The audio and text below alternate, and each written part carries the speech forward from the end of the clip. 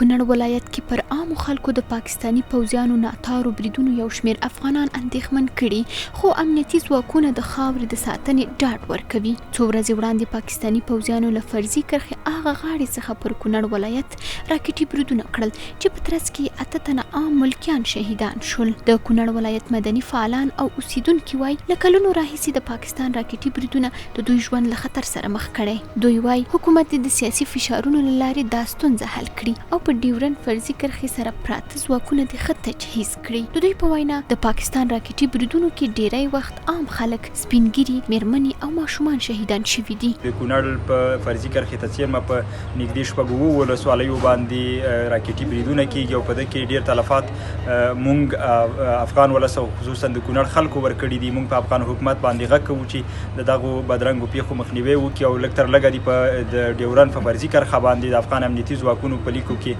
هغه تجهیزات او اکمالات لا پیاوړي. د تیرو 15 کالو راهیسې په کونړ باندې دغه مزایل راتوغېږي. زموږ ورونه، زموږ خویندې، زموږ میندې پکې ټپیانې شولې، شهیدان شو، موږ کډو کولو تاړو شولو.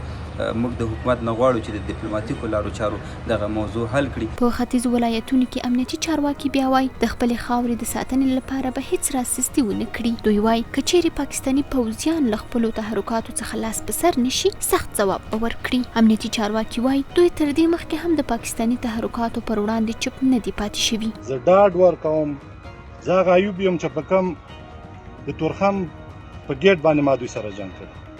زه هغه ایوب یم چې په ګوشته کې ما له دوی سره جنګ کړی. زه هغه ایوب یم چې زه نړۍ ته لاړم ما له دوی سره جنګ کړی. زما دغه ساتونکي بریدمنان افسران چې دلته شته دي د هغه بریدمنان افسران له ما سره دي. ډېر زر به د غیر قانوني تحرکاتو دوی د خپل لاس په سر شي، که نه شي د تیر په څېر به موږ دوی ته بیا وښیو چې موږ د خپل وطن سره د خپل د اراضي سره څومره مینه لرو او څومره قرباني ته موږ تیار. له خاورې د ساتنې روحیه په سرتیرو کې هم ډېره لوړه ده او تل یې تېری کوونکو ته په سختو الفاظو ځواب ورکړی. یو انچ دې نه غواړم که بیا روغ ولم دې کني ته وسو. تېره ورځ د ولسي جرګې رئیسانو کمیټې هم پر کونړ د پاکستاني فوز د راکټي بریدونو په اړه فوقالعاده بیړنۍ غونډه نیولې وه. دې غونډې ته یې د بهرنیو او کورنیو چارو وزیران لوی درستیز او د ملي امنیت معاون د استجواب لپاره ورغوښتي وو. د بهرنیو چارو وزارت هم پر کونړ د پاکستاني فوزیانو د بریدونو پر غبرګون کې ملګرو ملتونو کې د پاکستان پر ضد شکایت کړي او په دې برخه کې د یادې ادارې له لوري د اقداماتو غوښتنه کړې.